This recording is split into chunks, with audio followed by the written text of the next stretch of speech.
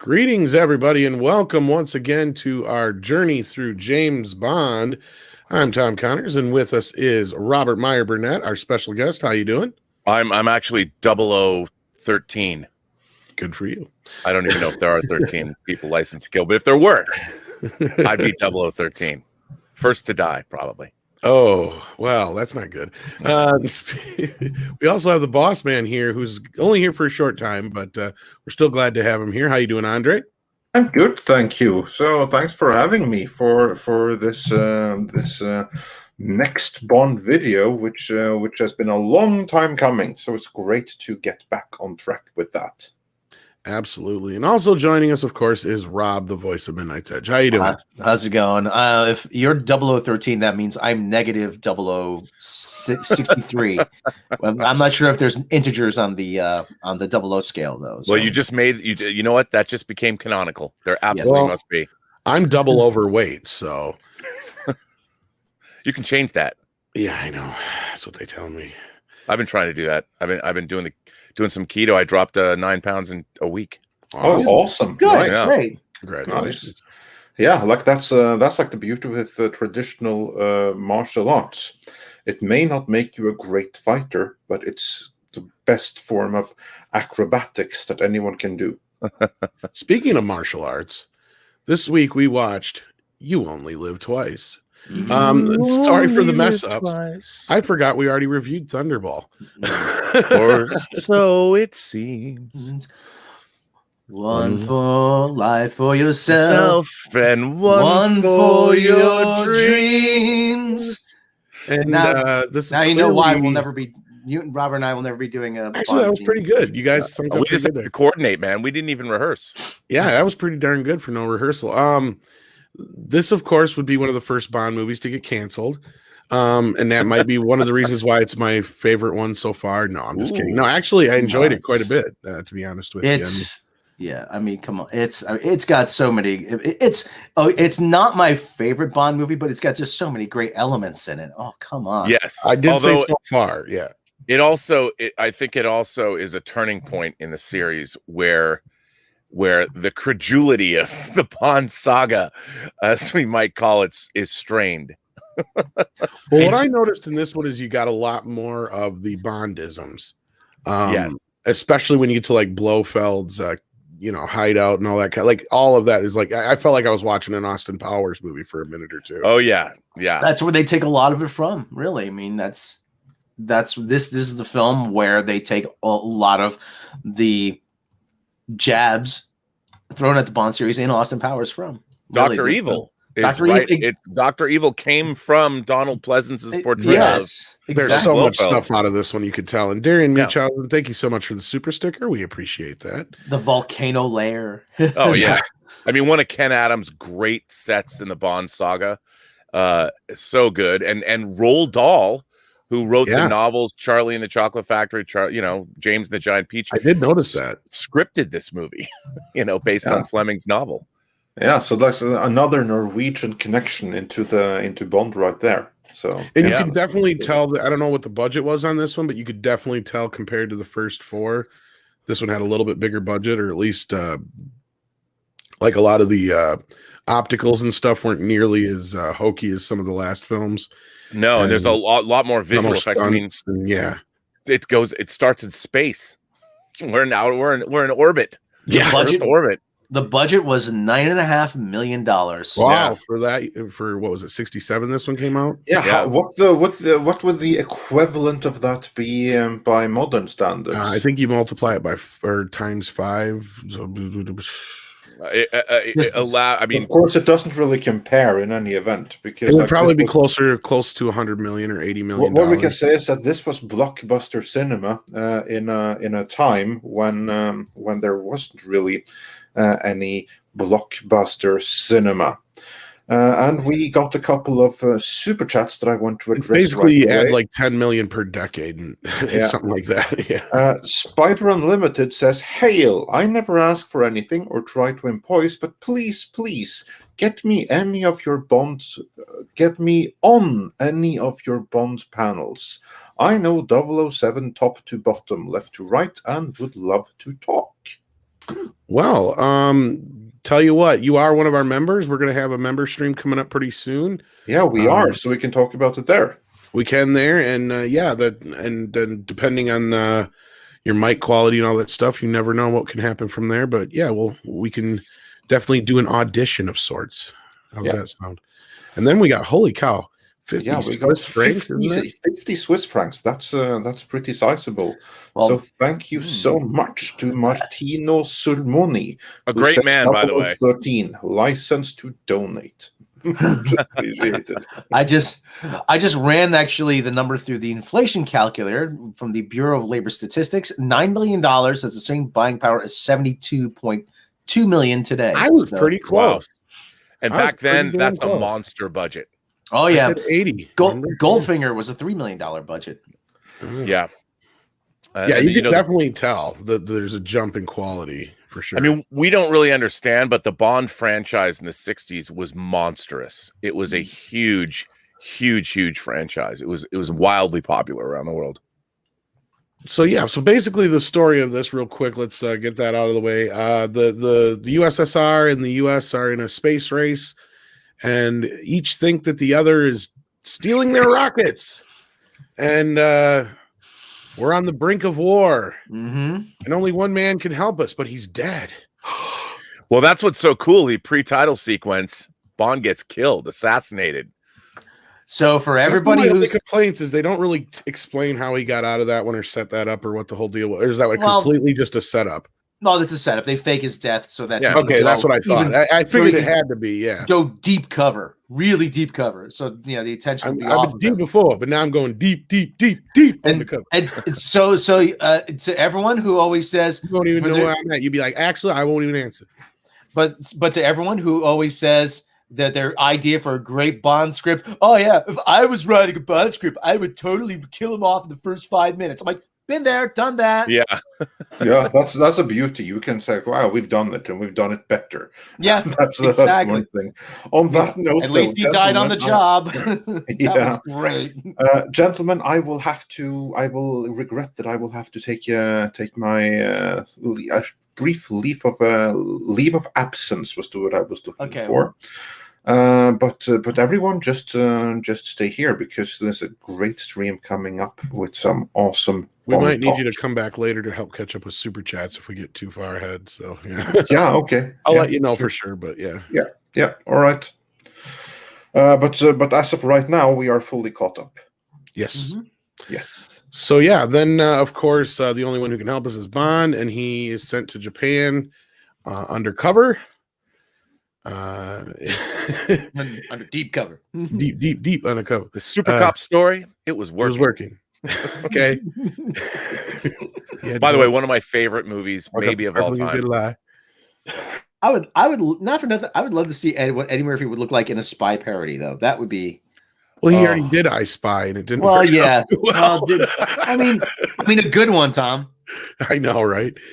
Sonny Crockett, all the way from Miami Vice says, "Hey R&B, I pre-ordered the Doc Holliday Tombstone 1/6 figure and feel pretty moist about it." Is that the Red Man Toys version? I think it's a red Doc Holliday toy. Yeah. Oh my! I have a Red Man toy behind me. I have Natalie Portman from The Professional. I do. She comes with. You are opening an avenue to things that is a very bad thing for me, Robert. You know what you know what Az and I always say. The answer to every question is why. Yes, you should. I mean, I already got a problem, as you can see back there. They taught us in improv because no, you never say no. You say yes, accept, and then justify. So that's kind of a good mantra to live by. Accept, then justify. Now, what's interesting? Go ahead. I was just going to say about You Only Live Twice. Sean Connery got into a little bit of trouble because in the press he was asked how he found. I don't know what I'm paraphrasing, but he didn't find Japanese girls the most attractive. That's what he said. and I remember reading that when I was a kid. I read every book about the Bond franchise, and I love Japanese girls. And I mean, how do you watch Godzilla versus Monster Zero and not want to be ensorcelled by one of those aliens from Planet X who's really a hot Japanese girl wearing black and silver? and she's an alien. I'm like, that's the best thing in the world. But that actually happened, and they had a press issue. Can you imagine if that happened today? Oh my God. And of course, Sean Connery at one point is made up with to look Japanese, not very convincingly, I might add, in the film. Yeah. But go ahead. And he looks like Sarek. Yeah. Yeah. Yes, he does. Honestly, I was expecting worse. Like, let's be real here. Like, it could have been a lot worse, more stereotypical, and they didn't. Considering the time, it could have. But one of the things that strikes me though is you have, I mean, think about the era this was made in, the mid 1960s. Yeah, the height of the Cold War. But I mean, how many films besides the Godzilla movies? How many Western films showed Japan in the post-war 1960s? I can't think of a whole lot. No, not a whole lot. And I think that was one of, when I was a kid too, that was one of the things that attracted me the most. You got to see industrial Japan. You got to see the countryside of Japan, the fact that they actually went to Japan. And I was, as a kid, really interested in Japan. It started with Japanese science fiction movies like kaiju films or movies like the Mysterians. And I love that for that reason.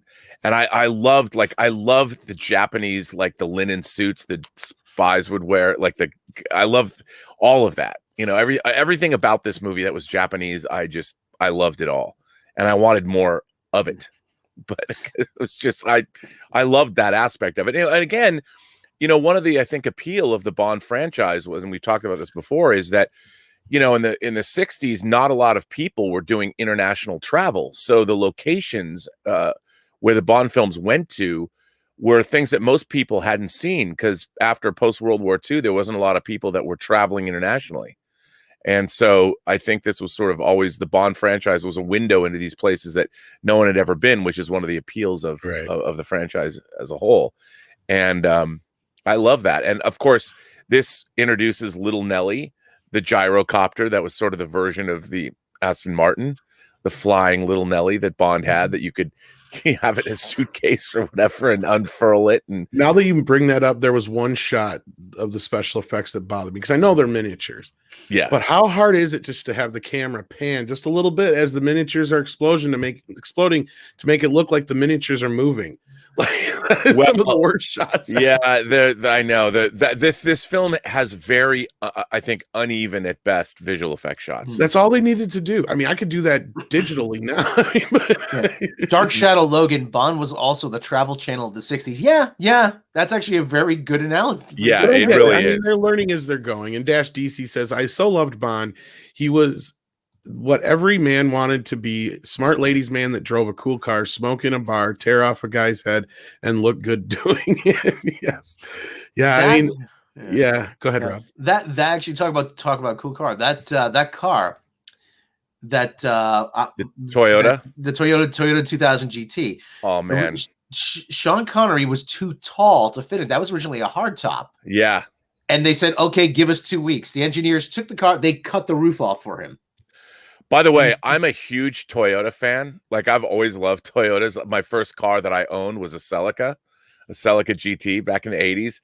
I've always wanted the Toyota from this movie. Like, I'm like, why don't they make one now?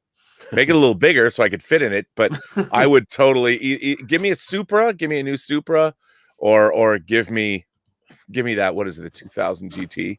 Man, I'd drive the shit out of that car today. It's funny you mentioned that. You would think in this day and age, with the way things are, that the car companies would finally go, you know what? We need to do more like not custom cars, but like movie cars, and like repackage these limited edition car. I just don't understand. Like, I go buy an Ectomobile.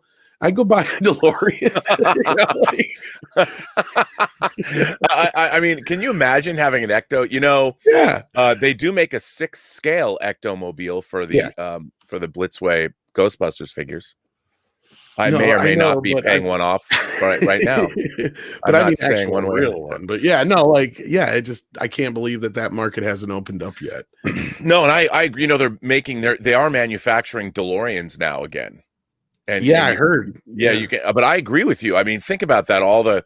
They made like a I don't think it was exactly the same, but they made like a bullet version of the Mustang recently. Like, I don't know, in the last I don't We know, could 10 have years a ago. different Batmobile every 10 years. Can you imagine how many guys would be buying up Batmobiles? Yeah, there's a game actually called GT Legends, which is all racing, touring car racing from the '60s, and actually that was like one of the first mods I sought out to put into the game.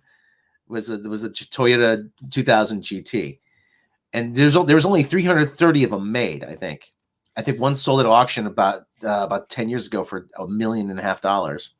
I mean, so it's a rare gem if you could find one. Jeez. Yeah.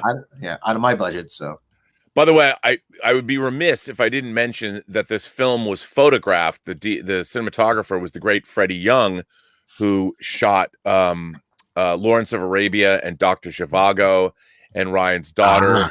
So he was an Academy Award winning cinematographer. Yeah. And I mean, he was one of the great people, and one of the first people to shoot in CinemaScope.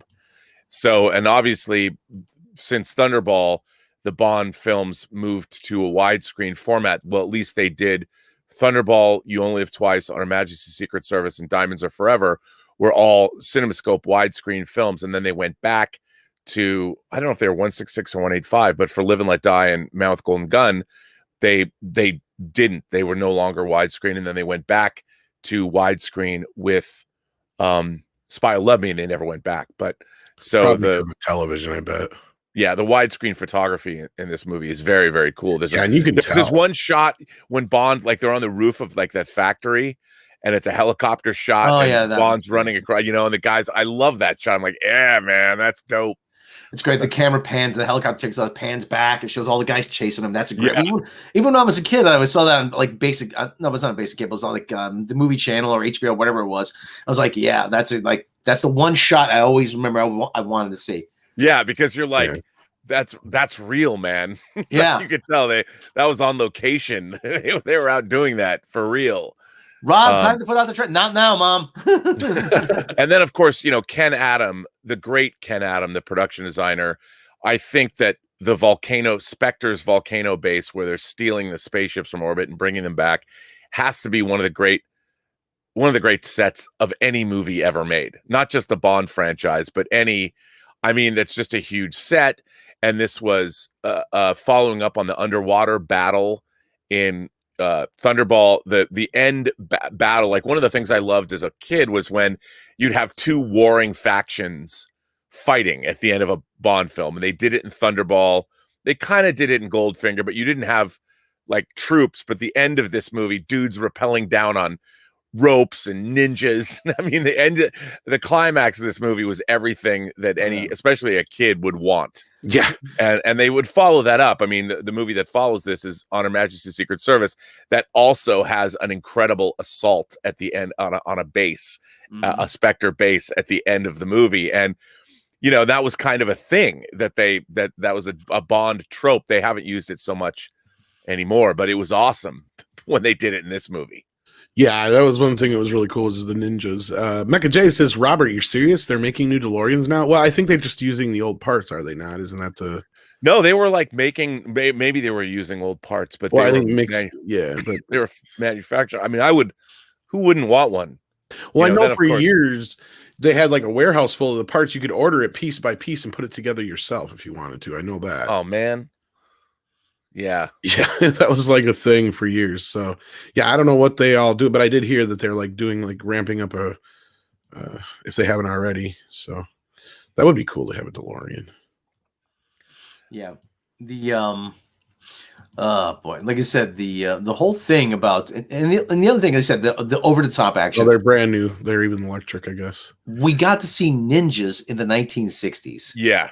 Well, this is probably, I imagine, the first time a lot of American people were even introduced to that kind of a thing, because I can't imagine like a lot of people had seen many Kurosawa films or anything like that in America at that point. And I'm sure the ninja was kind of a new concept, because you can even tell here they quite didn't get it right. But also, they teamed up. They had the help of Godzilla producers at Toho Studios. They gave them facilities to shoot at, and they provided them with Japanese stars, the women, to be in these films. Because, I'm a huge fan of Japanese films of the 60s.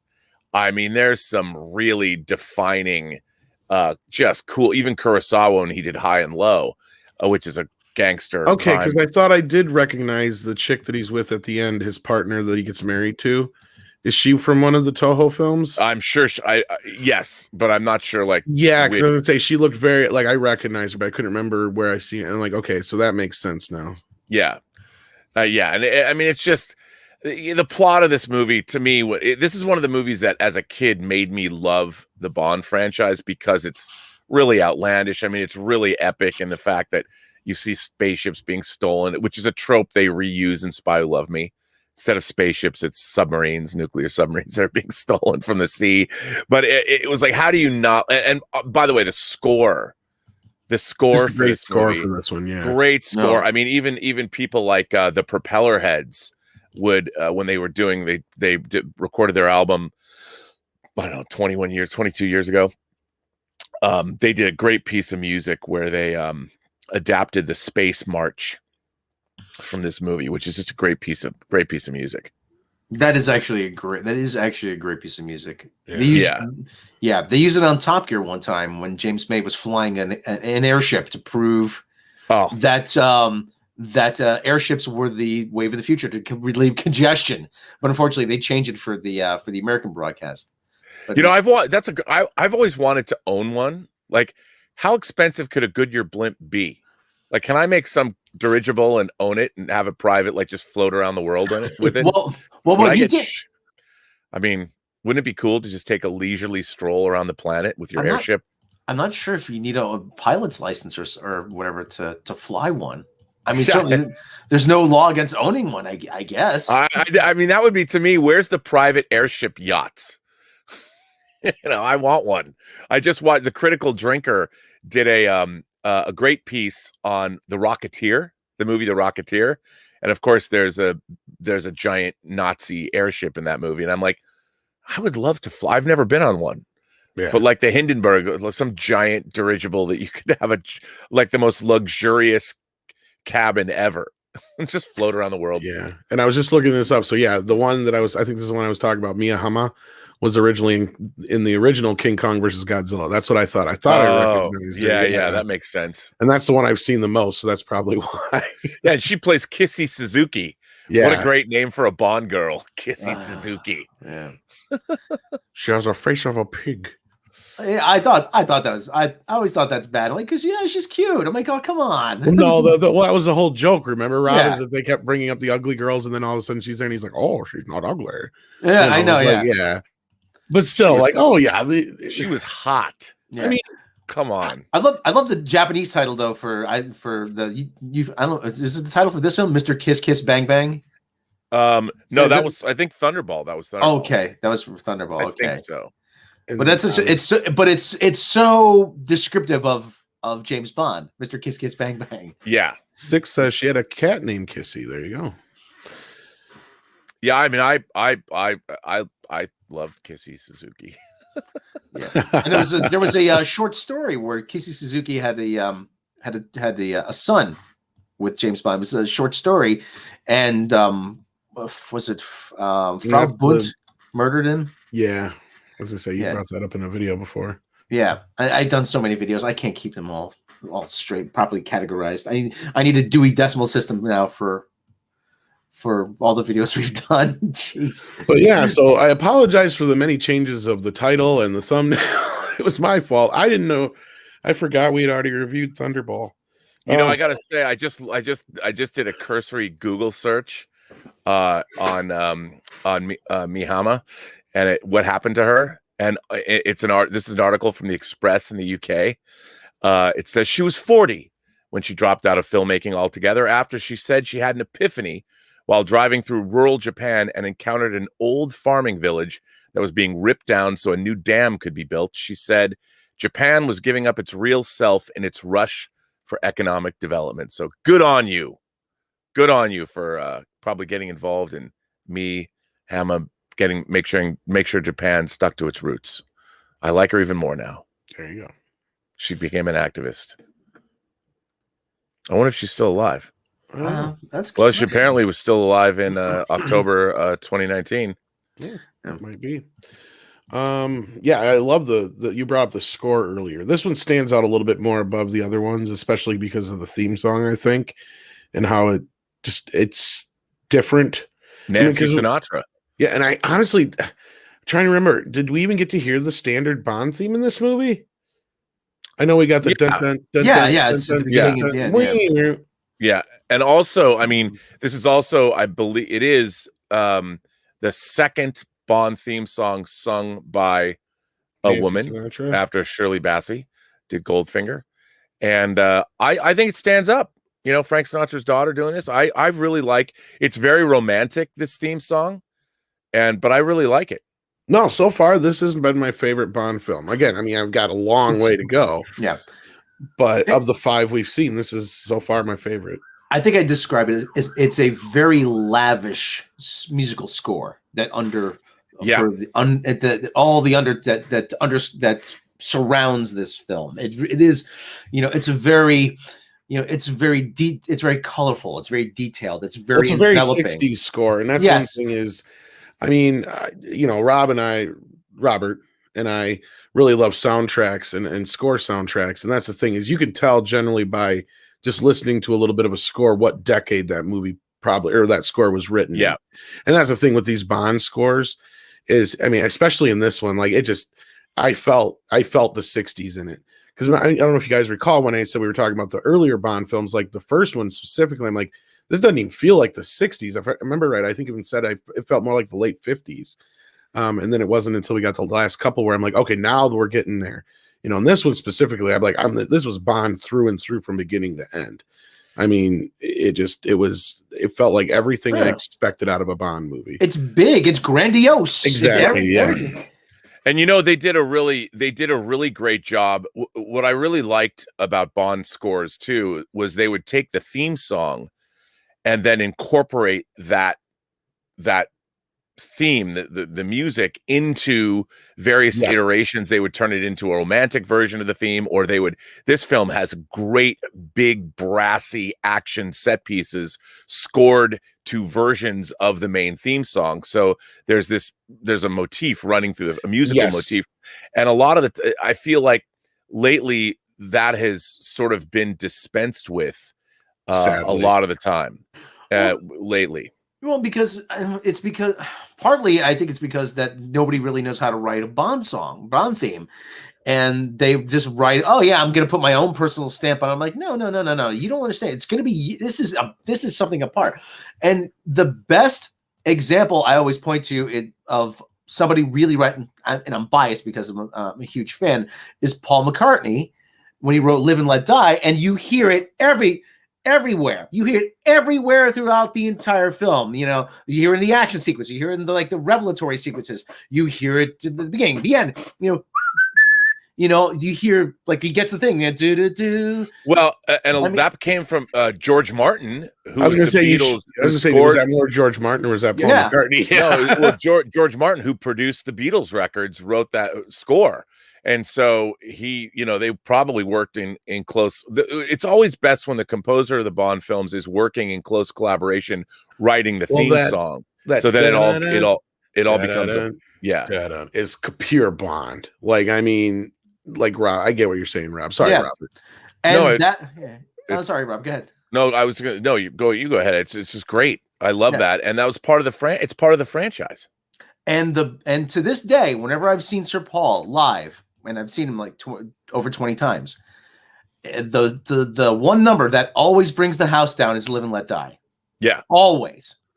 Pyrotechnics, fireworks, lasers. It could be in an arena. It could be in a stadium with 70,000 people. Always. That is the big number every single night he plays. Yeah, absolutely. But I think that's, one of the enduring qualities of the Bond franchise is these larger than life, grandiose sequences. And even the aerial sequences, I love that in it seems like in movies of the 60s, they all use the same helicopters. The one, I don't actually know the number. They're not Hueys, but they're the big bubble front with sort of the lattice work rear rudders kind of thing, and the MASH helicopters, I call them. Yeah, absolutely, the MASH helicopters, but the more beefier versions of those. And I love that, like the Little Nelly, the aerial chase sequence in this and all that. There's some great, it's just great stuff in this film. Yeah. Those are the Bell H-13 Sioux. There you go. Okay. Yeah. They're in the 60s. They're everywhere. You know, they're sort of ubiquitous, and they use them in Japanese films. You know, you see Godzilla swatting them out of the sky, and they're used in all movies that are made in Europe. They're like all over the world. They must have been the most used, or maybe they were just used in movies, but the most used helicopters ever. I just love them.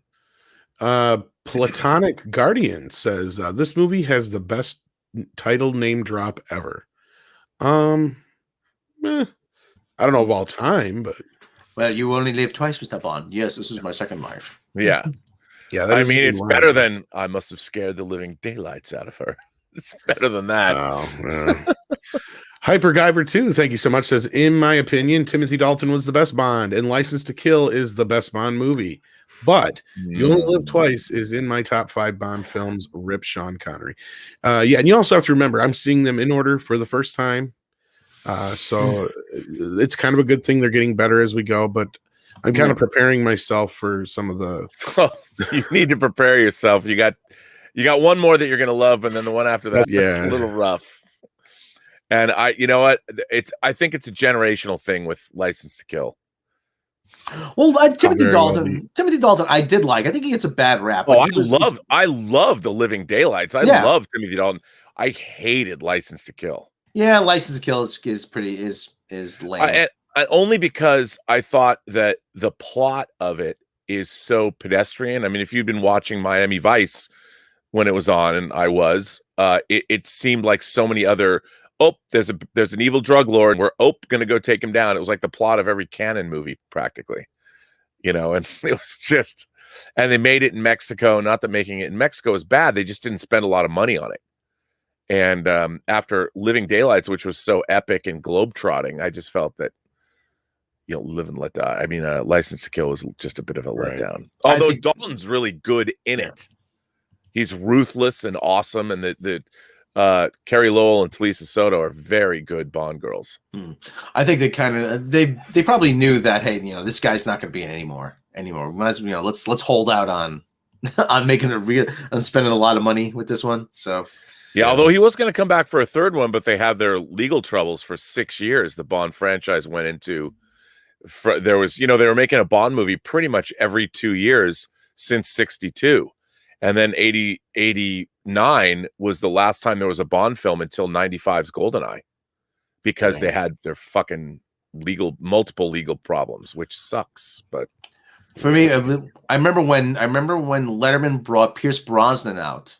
And he'll be starring in the new 007 film GoldenEye. Please welcome Pierce Brosnan. They had a huge line of very elegantly dressed women, and he was going down the line taking martinis off the trays they were holding and drinking them down. Oh, it was probably water, but it was just a great moment that they had. Yeah. I'm like, what a way to make an entrance, really. Totally. And that's kind of what I remember. Like, I remember everybody wanting him as Bond, but 6, yes, this is the first time I've seen these. And how have I not seen these before? Well, as we explained in earlier videos, so I might as well do it here too, because it's a good idea. Growing up, it was not a franchise that I got interested in. My dad was more into stuff that was like, you know, like war and Western type movies. And Bond was just never one of the things he was into. So I was raised on like Rambo and Clint Eastwood and stuff like that. Schwarzenegger movies. But no, I figured it's about good time I see him. And with the new film coming out and knowing so much about it already, I figure to heck with it. And I'm surrounded by Bond fans. And yeah, so it was a good reason to do it. Hey, how's it going? Real Review 3000. Chris Knight, how you been? Says, are you including Never Say Never? Yes. But funnily enough, the plan was to start doing 2 movies a week this week. Or at least every time we get a chance to do these, so we had to get them all in before the new film. But I mucked up. I forgot we already did Thunderball. So we'll just do it in chronological order, but starting next time, we'll probably do 2 movies at a time, just so we can try and get through these a little quicker. See, I got mixed feelings about that, because I think that when you're talking about the Bond movies, that the official Bond canon is one thing. I mean, Never Say Never Again it's an anomaly, and it's just a remake, or it is a remake of Thunderball. Maybe I'll watch the Casino Royale with that one, the other version, and we'll do like a special one on that. Yeah, I think that's what we should do, is a special show, because you can't consider Never, because remember in 1983 when Never Say Never Again came out, Octopussy came out as well. So you did have an official Bond film, and I mean, Never Say Never Again is there's, well, I don't want to say what I think about it, but there's both good, the very good and the very bad in that movie. So that's probably how we'll tackle that one. I'm thinking that's probably the best way to do that. So yeah, gotta love Max von Sydow playing. So I think it was Captain Robert April asked about Casino Royale earlier. I'll try and track that down, and then that's maybe what we'll do for that episode. We'll watch. Well, what you should really do is go back and look at the very first. There's been 3 Casino Royales. Okay, I'll try and find all of them if I can. And the first one was on American television, and Peter Lorre plays Le Chiffre, and Barry Nelson, who was later in The Shining, plays Jimmy Bond, an American CIA agent, and it was done for American television, and it is on Blu-ray. You can get it on Blu-ray. I mean, I know more about the other one. Like I know, Peter Sellers really, really wanted to be in it and all that kind of stuff. Like I know all that stuff about the one, but I've never seen it, and just I know it's kind of a spoof or whatever. But you gotta see it. So I think we'll do that for that special episode, and we'll do it that way. But from here on out, we'll probably watch 2 at a time, because I got one more Connery one, but there's the one in between, because On Her Majesty's Service is the next one, right? Yep. And that's got because that's not with Sean Connery, is it? Because isn't he's like what On Her Majesty's Service? I'm trying to remember which order they're in here, because George Lazenby's next, and then I was gonna say, because then he comes back, right? Yeah, and Diamonds Are Forever. Yep. Okay. 71. Yep. Yeah, I'm trying to keep track of them all. And what's interesting is you get Blofelds in every movie, but they're all different. Yeah. It's like, wait, what? Okay, so we got On Her Majesty's Secret Service and Diamonds Are Forever would be the next 2. And they'd bring Donald Pleasance back when he's Tipo Henderson, they bring him back as Blofeld in Diamonds Are Forever. Yeah, it's so weird. Yeah, I mean, really, was there shortage of guys in the BAFTA who could play him, and what was going on there? Although I did like Charles Gray making mud pies, 007. I love how they would randomly recast people back in the day in movies like that, just like out of nowhere. It was just kind of weird. There's not a lot of people always trying to make continuity out of these movies. As a matter of fact, although somebody did a great YouTube video about putting these movies in order, and you have to just forget that there's different actors in the films, but in terms of its continuity, beginning with Casino Royale as the first Bond film. And it was interesting because when you watch the video, it makes a surprising amount of sense if you forget traditional continuity and go through the Bond franchise and watch it all as a piece. It's pretty neat, pretty nifty. So I don't know who did that video, but it was interesting. Suspension of disbelief. I've never seen a movie more that asks the viewer more to suspend their disbelief than actually this one. Yeah, I mean, it's quite a bit. So Tom, where were we? Well, Spider Unlimited wants to know who Robert's favorite Blofeld was. Oh, Telly Savalas. In On Her Majesty's Secret Service. Who loves you, baby? Yeah, well, I mean, but he's I just because it was unexpected, and look, I wish, I was really hoping that Christoph Waltz was going to be my favorite Blofeld. Was not.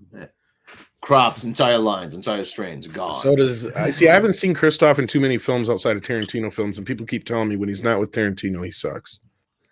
I don't think he sucks. I think that he needs to be directed more. I think people, now that he's won 2 Academy Awards, he was good, I thought he was pretty good in Big Eyes, the Tim Burton movie Big Eyes. But Yeah, I mean, I hated him as Blofeld. I was like, come on, dude. I mean, I hated Spectre. I can't believe that movie where Bond can take out an entire base with his Walther PPK or something, or shoot a helicopter out of the sky. Like what? You're not going to fly the helicopter a little higher? It's like, come on, man. Yeah, that's Spectre, not my favorite. No, Dash DC sends in Canadian $20. Thank you so much. Says, run your schedule by me first, please. I take my meds when I see Tom's security shirt. If you keep adding episodes to the week, I'll overdose and I start liking Rian Johnson movies and wanting to go on women's marches. But yeah, well, this is supposed to be a normal thing, but Robert got busy with a lot of stuff going on behind the scenes in his own, daily work and life, and working on a show and other things and stuff like that. So now we're back in the mix of this. But when Robert's not available, we've decided what we're going to do is on the Thursdays that Robert's just happens to be unavailable, instead of doing a Bond film, or when we're done with the Bond films, we're going to watch movies that Andre and I and Rob have never seen before, but are considered classics. And we've already kind of got started. Like I watched Bridge Over the River Kwai. Rob, that's a great movie. Yeah, Rob watched Shin Godzilla.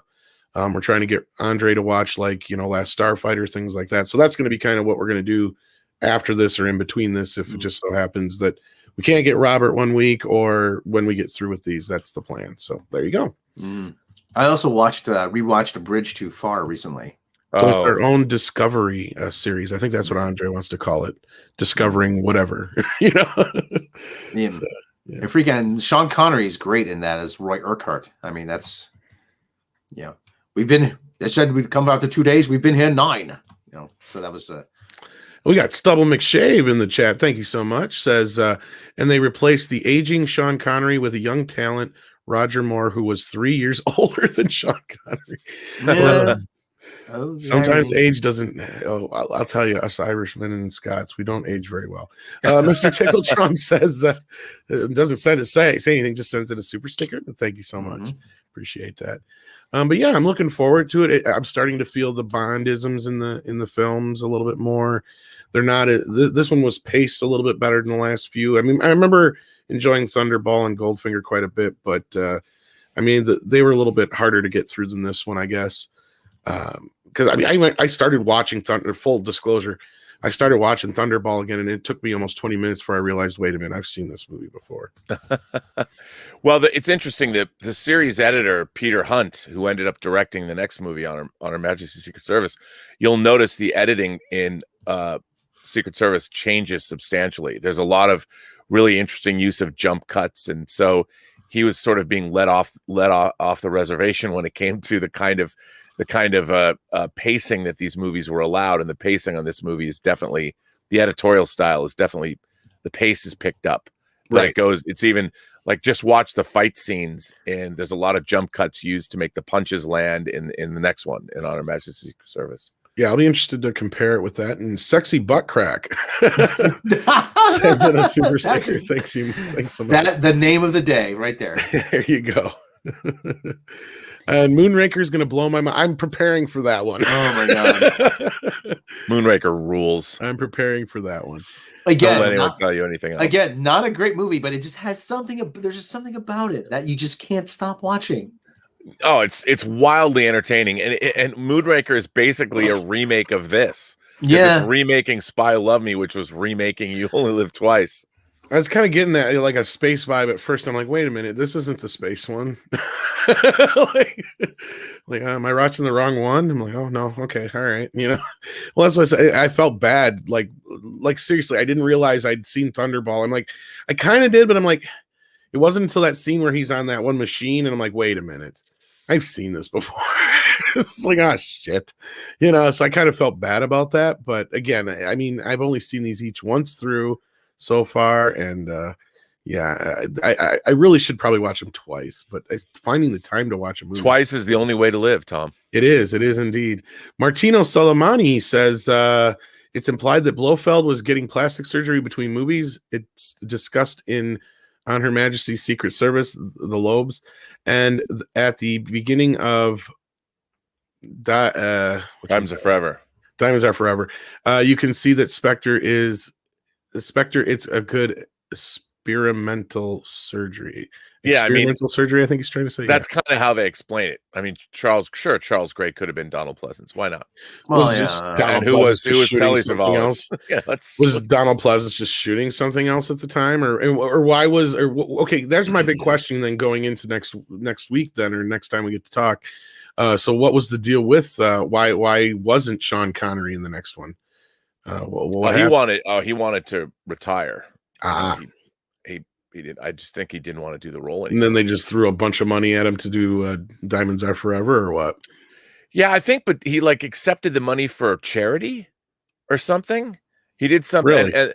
and I mean, he is clearly. I don't want to diss on Sean Connery because I love Sean Connery, but in Diamonds Are Forever, it's not like he looks like a spring chicken anymore.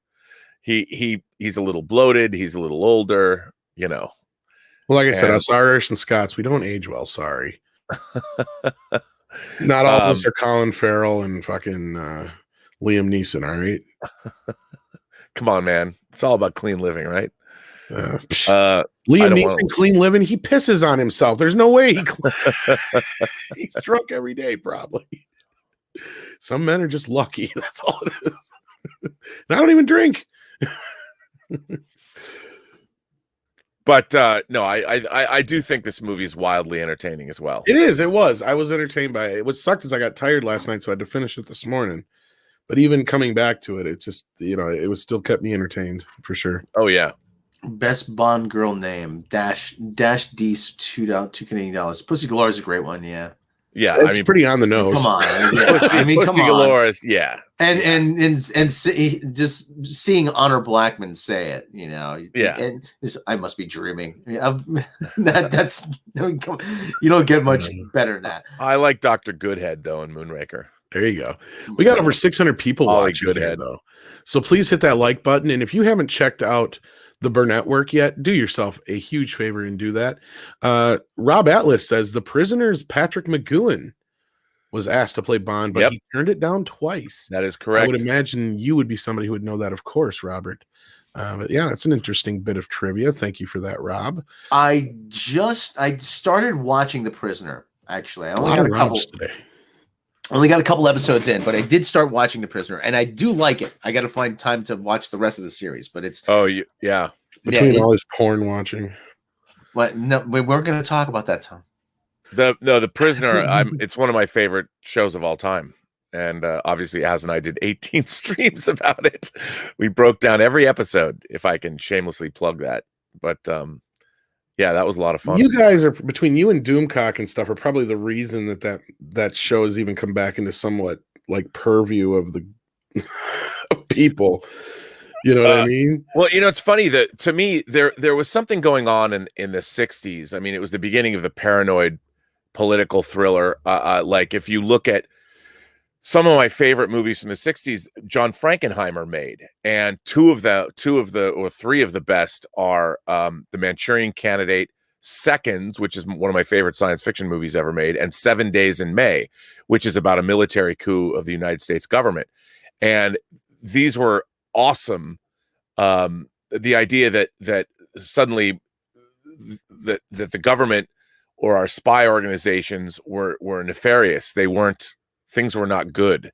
And it was outside of the Cold War. It wasn't necessarily, the Manchurian Candidate was all the communist nations teaming up, but there was something going on. And by the time you get to The Prisoner, that idea that they took the idea of an intelligence operative who is on the side of right and good, and he is kidnapped and put somewhere, and he has to stand up for his individuality, was definitely something that was being led up to by movies of the time. We were losing throughout the 60s in Vietnam and all that.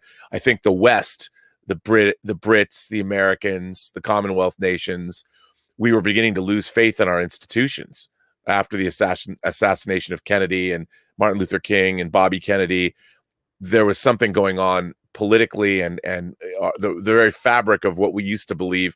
We believed in law and order and the fact that America was inherently good until the 60s, and then everybody was suspect, and the military industrial complex was creeping in as being the great villain of our time, and The Prisoner was definitely a part of that. And the thing about the Bond franchise is it remains sort of inherently good. Like the James Bond franchise did not have that. Like Bond was always going to save the world. It was no problem was too surmountable or was insurmountable for Bond. He was always going to succeed.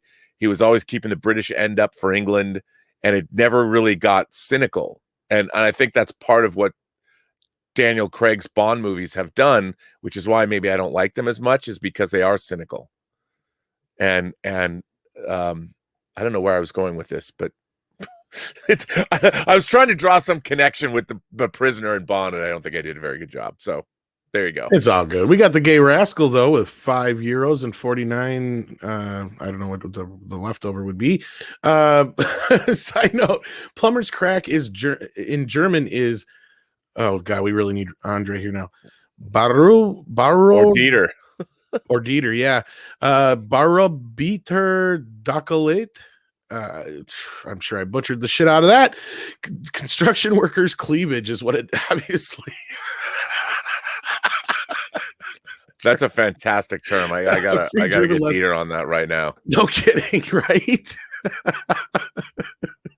Oh man, that's good. That was really good. And then another one from Martino. Thank you so much. Sardaz was part of the deal. They had to pay for a couple of movies he wanted to do. There you go.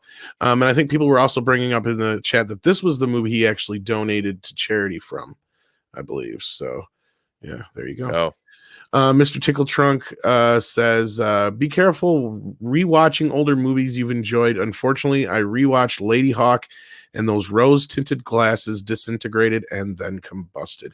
You'll have that from time to time. Oh, come on now. When she says Navarre at the end when they see each other, come on. Come on, dude. Okay, I will have to say this. This is my latest hot toy has arrived.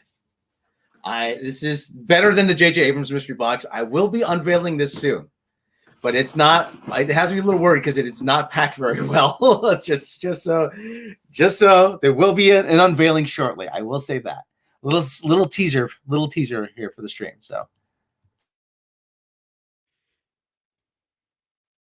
I will let you all just imaginations run wild as to what it could be. Rob, am I gonna have to call you JJ with your mystery box? Yeah, but unlike JJ's mystery box, what I get is actually worthwhile. So says you. We shall see. We shall see. All right, we had a couple more super chats here. We got Roger H, who says The Prisoner is timeless and is especially relevant today. Yeah, I haven't seen it yet myself, and Rob's watching it, so I'm sure I'll start checking it out. But yeah, between you and Doomcock, Robert, I've heard enough about it already. Yeah, well, get on that now. Come on. I know there just isn't enough hours in the day. If there could just be 27 hours in the day or something. Or I'm with you. I don't like sleeping. I feel like, right? There's so much stuff I want to see. I mean, I'll be dead soon as it is. And I'm like, man, if I didn't have to sleep, there would be so much more time to see many more things. But no shit. Read many more things. Ray Young 74 says best Bond girl named Dr. Christmas Jones purely for the payoff gag from Bond. I thought Christmas only came once a year. Yeah, Christmas came twice this year. You'll have that. I love the Bond girl names. They're very inventive at sometimes, and sometimes they're just like, it's like you're not even trying to hide it. It's just there, Action Com says pre-Watergate spy movies versus post-Watergate spy movies. What's the difference? Oh, an interesting question, Robert.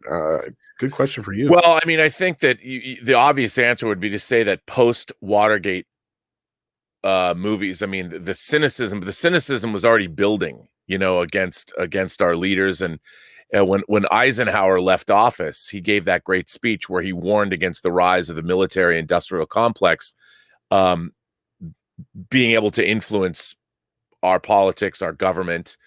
Maybe even persuade the president to do things. And I think when our president actually, when a U.S. president in Nixon actually participated in a crime in the Watergate break-in, our loss of innocence was complete. I mean, it began with the rise of the military industrial complex. It certainly took a huge hit with the assassination of Kennedy. But by the time you actually have an American president resigning because he committed a crime, America was no longer the America that it used to be. Maybe it never was, but I think that there was it was par for the course that our leaders are screwing us. Yeah. After so post Watergate movies, there was still after Watergate, there was no more. It's all shades of gray. There was never anybody who was a Dudley Do-Right, and Bond always stood for that. That's why I really think that post Watergate, the Bond franchise leaned into fantasy. It was megalomaniacs like Carl Stromberg in Spy Who Loved Me, and then Hugo Drax in Moonraker, and then we get back to sort of a Cold War thing in For Your Eyes Only, but it was still, Bond is very much on the side of good. The megalomaniacs moved away completely from politics, and you have these madmen who want to destroy the world and make this utopian civilization with Aryan people, beautiful boys and girls that are going to procreate and build an Eden-like human race in the wake of nuclear Armageddon or poisoning the entire world's population with orchids. It's really that's the plot of Moonraker. So, I mean, I think that's what was interesting about the Bond so that's where Pickard got it. So yes, there you go.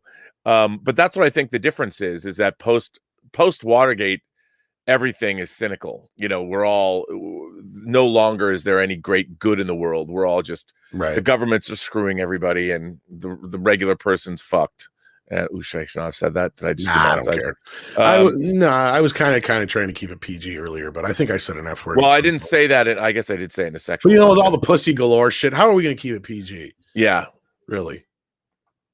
And I never even said it from the start. Tom. She has a very extensive family of cats. I mean, she is no cat lady. Trust me, I've seen cat ladies. Well, it's very progressive because in the book she's a straight up lesbian. Yeah.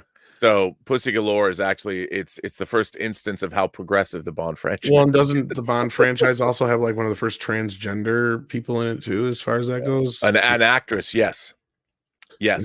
So there you go. Tula. Script doctor For Your Eyes Only, and the first openly gay assassins. Yes, that's right. If God had wanted them to fly, he would have given us wings, Mr. Kid. Script doctor is doing his job. He's script doctoring your explanation. He says the analogy was to compare corruption of authority. Yes. He's script doctoring exactly right in live time. There you go. Thank you for see. That's why I need script doctor in my life. That is what you call a good note. Thank you, sir. That's exactly what I was trying to say. And then Colin Ewan says, "Have no fear, Bond is here." Yes, he is, and we've got a long ways to go. Diamonds Are Forever is one of the movies that are on the roster next. So stay tuned for that. We will be doing, I believe, 2 Bond movies next time. I hope that's the case. Wow, that'll be an interesting double feature. Yeah, because we got to get through them. Actually, Diamonds Are Forever is kind of a direct sequel to Honor Majesty's Secret Service. There you go. So that works out, right? At least the pre-title sequence. Well, I just figured for us to be able to get to them by November, especially if we have to take a week or 2 off in between here and there, we got to do 2 at a time, or we're just never going to get there. Silver Nova says, my favorite line from a Bond movie is in Moonraker when Bond and Dr. Goodhead cut communications from M, and M says, "What's Bond going to do?" Q replies, "I think he's attempting re-entry, sir." It's a great ending. Spoilers. You guys got to remember, I haven't seen these yet. Yeah.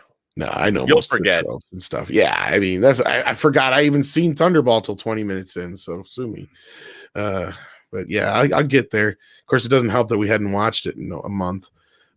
But no, so next time you hopefully you can join us for that. That is the plan. Robert, anything to say before we get out of here about Bond, or You Only Live Twice, or anything else? No, other than the fact that You Only Live Twice has some of the great movie posters of all time. It does have some good ones. You go and you look at the key art. Robert McGinnis, the great Robert McGinnis, painted that artwork, and boy, I really wish we live in a world where between Bond in the bath with bathing Japanese beauties, and then I like also this one too here. that's a good poster, but that wasn't one of the main key arts. That's like an amalgamation of stuff. The main the main key art of Bond upside down inside the volcano base. That's a piece of key art, man. Come on. The one sheet, the standard. Well, that's one thing that the Bond has never failed in the poster department from everything I've seen. We always get plenty of stuff to choose from for our thumbnails, that's for sure. Until of course the last great painted Bond poster was View to a Kill, and then it went strictly. There was different artwork across the world, but the main one sheets we got here in America went to photo picture Photoshop. Sorry, when you said that. Dance into the fire. No, you said View to a Kill, so that's all that jumped into my head. Of course, was the song. I know. Although the For Your Eyes Only American poster, that photograph was amazing. Did we miss your super chat, Aries? They jumped on me, and Andre's not here. Let me, because I can't get back to it right now. If you want to just rewrite what you wrote, I'll definitely address it for sure. I don't want to miss any super chats. But I thought I may have gotten all of them, but if I did miss any, I apologize, and do let me know for sure, because I can probably get Andre to come back in and make sure we got them all. But yeah, sorry, you guys were saying. The script doctor asked, "Do we miss talking about Bond's disguise?" No, we discussed it. I said it. I was surprised it wasn't worse. Yeah, it was pretty bad. Honestly, I give it a pass. To be honest with you, I mean, would they do it today? No. Yeah, no. But for the time, what I said is that it could have been a hell of a lot worse. Like back then, it made sense. It's like, okay, Bond's going undercover in Japan. He's a Scotsman, and they have to make him look Japanese. Nowadays it'd be like, how dare you put on Japanese face? How dare you?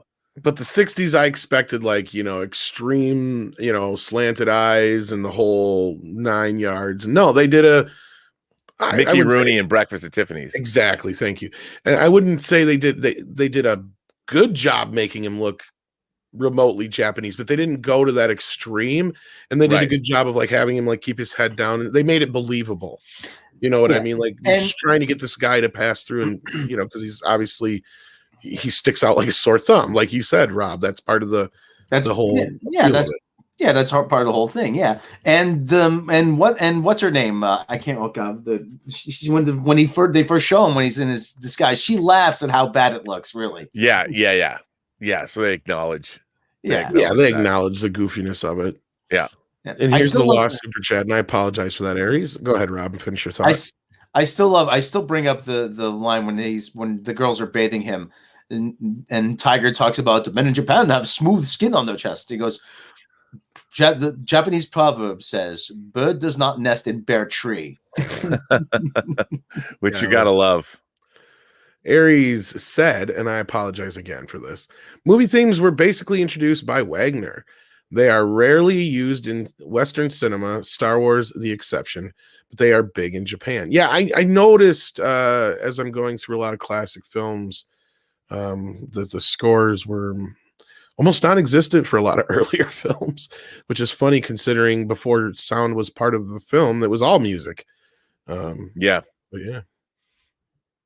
They hadn't quite perfected the art of, or it was used sparingly. Exactly, yeah. Because I even have one of my earliest soundtracks, I think, is Bride of Frankenstein. And I think that was one of the earlier films to get us actual film score that was original and not just reused classical music and shit, I guess. So, yeah. But yeah, so this has been fun talking about Bond, and I can't wait to see more. It's getting more Bondish. Phrasing, I guess. But I like it so far, and I'm glad I'm taking this journey with you guys. So yeah, Rob, you have anything else to say before we go? No.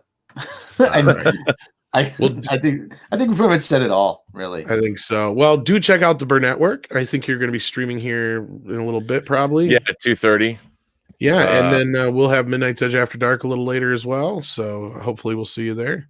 Anything else you want to plug real quick?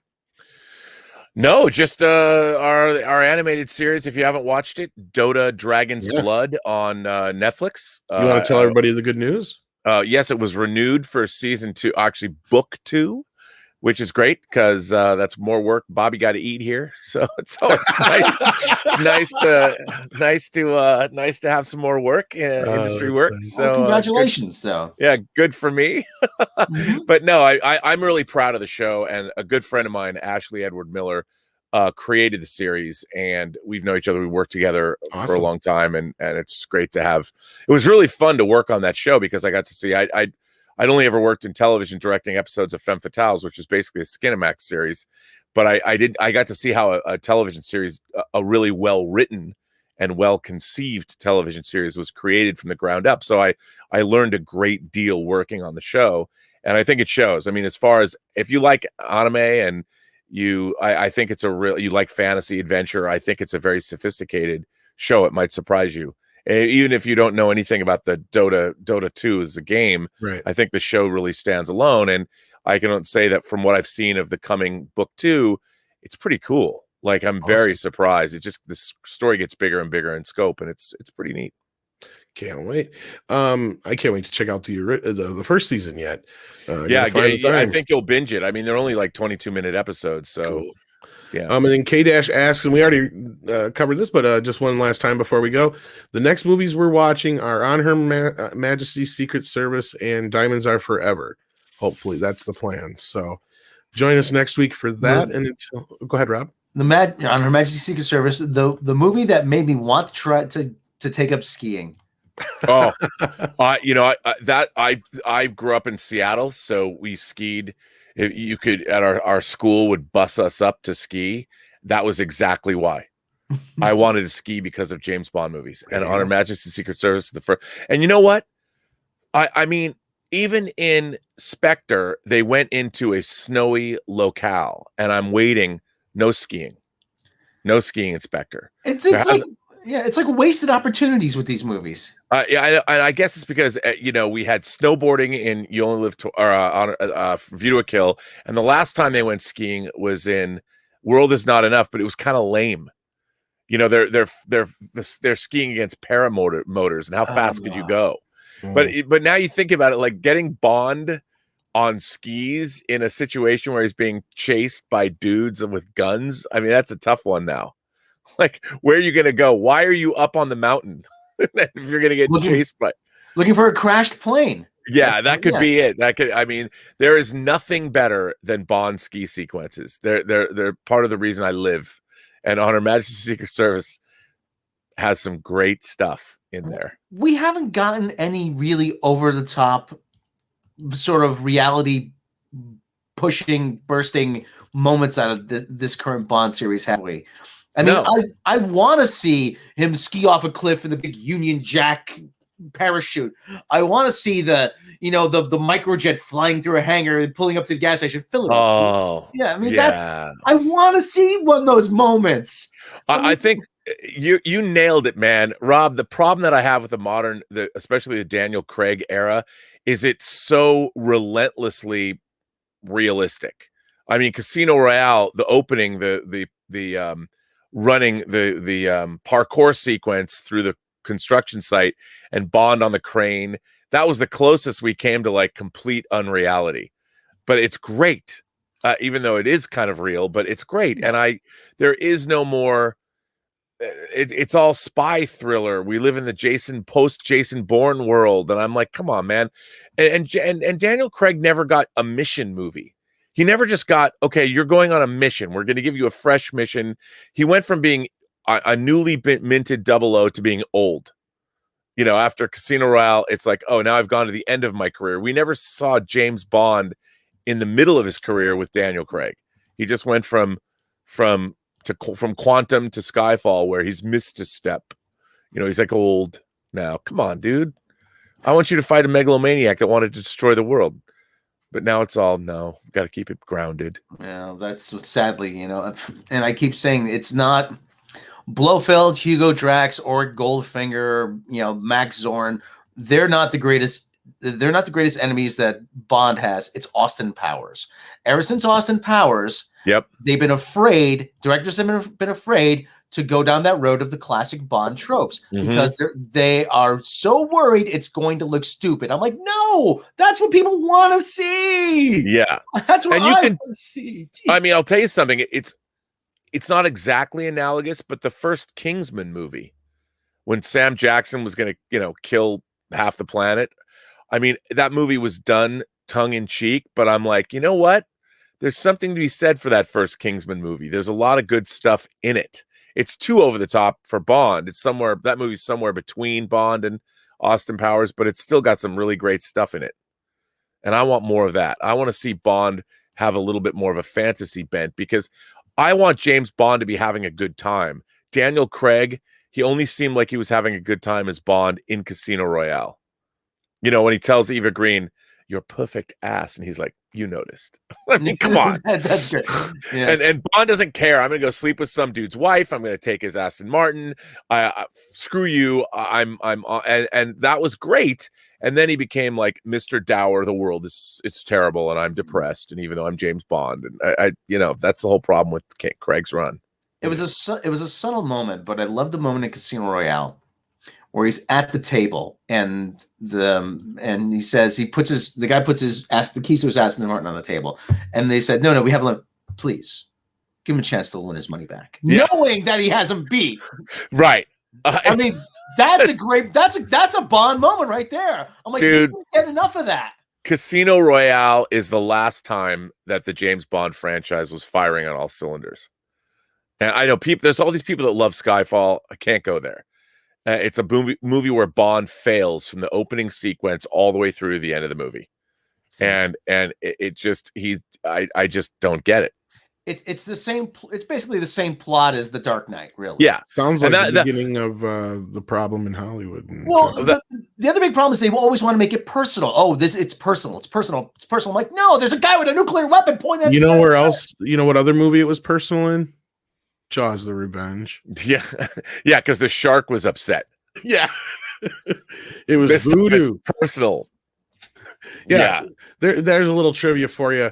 The author of the novelization found the script so batshit fucking crazy that they added a subplot where the shark was affected by voodoo magic just to explain why this shark would do this stupid shit. or how would it know? Exactly. Yeah. You're the Brody's. You're Mrs. Brody. I'm coming after you. Yeah, it's like that's what the author's like. Okay, this is making no sense. So they added this whole entire subplot about revenge against the Brody family brought on by some voodoo doctor. That's the whole just to explain why the shit's happening. That's one of those. I don't know if you knew that, Rob, or not, but that's one of those. I did not. Where the novelization makes it takes a few liberties with the story because they're like, this shit's fucking nuts. Think about it. The two franchises we love the most, Bond and Star Trek, both are afraid of being what they are, what they've always been. Unfortunately, Star Trek I don't understand at all. It's because the writing staff doesn't understand. Exactly. I mean, well, with Bond, I can understand the problematic aspects. With Star Trek, it's like you're making more problematic aspects than there ever was before. Like, if anything, Star Trek fits right in with a lot of the type of shit you're trying to do now, and you don't even have to grandstand on it. That's the thing. And that's what a lot of the classic Trek cast was saying when we were at the last TrekCon thing was, look, we already had done all this stuff before. We already did that. Right. Because the new cast members were all trying, well, we had this gay character and we had done this and we had done that. And it's like, been there, done that, kids. It's like, that's what they kept saying over and over again. But ActionCom on that note says, blame Nolan's Dark Knight, where Hollywood thought everything needs to be gritty and realistic. I'm sure that was a big part of it. Did the Bourne films come out before or after that? No, it's both. I mean, it was, as much as I like the Bourne films, and I think the third Bourne movie, from a directorial standpoint, was kind of a masterpiece because it was something new.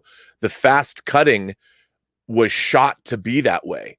So Greengrass had enough coverage that he could make those fast cuts, and it's never incomprehensible. You know where you are. And it was truly what I loved about that third Bourne film is it was truly a new form of action filmmaking that was a natural evolution of what was happening. But Greengrass, if you look at the cutting in that film, it's masterful. And then they tried to turn Quantum of Solace into that with all that quick cutting, but they didn't shoot it.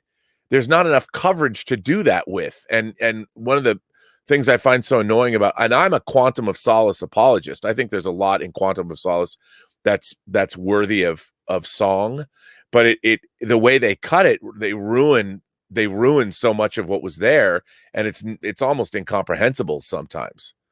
But that's the problem with the Bond franchise, is it's always best when it's trailblazing as opposed to catching up. And I think so much of the Bond franchise in the 70s, Live and Let Die, it's a blaxploitation movie. Man with a Golden Gun is a martial arts film. And then by the time you get to Spy Who Loved Me, they just decided to abandon all that and go epic fantasy, which was fine. But then after Star Wars, they're like, oh, because Spy Who Loved Me actually came out in the same summer that Star Wars did after Star Wars had come out. So one of the things that I think benefited Spy Who Loved Me in terms of the box office was the fact that after seeing Star Wars, Bond which didn't do so well at the box office with Man with a Golden Gun, benefited from the fact that, oh my God, the Bond franchise is giving us an epic sci-fi movie in Spy Who Loved Me, which is coming on the heels of Star Wars. And it became another huge widescreen epic that also relied heavily on special effects that were really well done. So I don't know where I was going with all this. But there you go. It was beautiful. But I do want to thank everybody for listening in today. And as always, I want to thank Robert for being here. I know you don't have a lot of time, and when you do get time with us, it's always I love a it, pleasure man. to have you here. I love when you have me here. Thank you so much. Especially when we get to talk about good things. You know, that's the crappy part, is generally when we talk, it's always this bad thing's happening, this franchise is going to hell, that thing's going to hell. You know, at least I love to get together and talk about things that we love, and that's kind of the whole point of this series. So yeah, and you know, what's funny, even though this is one series of films, that even though there's a lot of films in this series that I don't think are particularly good, I love them all. right. Like I wish I felt the same way about modern Star Trek as I do about the Bond franchise, because like even on I don't like A View to a Kill at all, but I'll watch it and I'll enjoy it. Even though I know it's not good, Star Trek just makes me angry. Whereas the Bond franchise as a whole, I just enjoy it. And even though I objectively know that these films are not, I would say half the movies I think are great and half are not so great. But there's something about this franchise that's always been endearing to me ever since it began in 1962. Well, there's always the promise that the next one will be better, because we've seen like there's been bad Bond movies. Okay, yes. You know what? Maybe all right, Moonraker wasn't good. For Your Eyes Only is better. You know, yes. The Tomorrow Never Dies isn't very good. The World Is Not Enough is better. You know, yes. There's always room for the series to bounce back. You know what? Tomorrow Never Dies has aged very well. Yeah. You go back and you watch it. I mean, I loved GoldenEye, even though that's not perfect. I'd give it 3 out of 4 stars, but it's got a lot to love in it. And Tomorrow Never Dies has so much cool stuff in it, and it's just fun to watch. And again, I think they cut too much out. Like I read the novelization of Tomorrow Never Dies, and the end, I think the only problem with that is that the villains are a little too cartoonish. The only good news is bad news. You know, like, come on, man. And Stamper, the villain, had his pleasure and pain centers reversed, and then they reused that in The World Is Not Enough because they cut all that stuff out of the film. So it has, the climax is really abrupt and it's a little silly, but there's a lot of stuff to like in Tomorrow Never Dies. I like that movie more and more as the years go by. Yeah. I mean, it does has its moment, and it's pretty relevant now because of all the media we consume and everything, and how that drives news narratives and stuff. Yeah, I think that's probably why it's become more resonant, and what's going on right now with China and the South China Sea and all that. I mean, they predicted all that shit. So, and that was in the late 90s. And Michelle Yeoh is fantastic in it too. She's so good. And you know, I that was the last time that he did World Is Not Enough too, but David Arnold did a great big brassy symphonic score. And I missed that. I missed David Arnold was sort of always, he loved the Bond movies. He was emulating John Barry's scores, and that was the first time David Arnold scored the franchise, and it's so good. His score for that movie is so good. Awesome. Yeah. We need more, boys. We need more. Let's wrap this up because I don't want to drag this too far. Yeah, sorry. No. I just don't want to like make it too late. And I know you got a show coming up here, Robert, and we do as well later. And we got another super sticker here from Alpha Dean Lewis. Thank you so very much for that. We appreciate it. I just want to double check, make sure I didn't miss any other super chats. And I just want to thank everybody again, and especially Robert for being here. Check out the Burnettwork. Robert has his own channel as well, Robot Shlomo. Rob, that is our Rob. So check that out as well. And check out Midnight's Edge After Dark. That's what we'll be streaming later on tonight. That'll probably be roughly after Rob's done streaming over on his channel about that time. So thank you so much for being here, guys. And until next time, take care of yourselves and each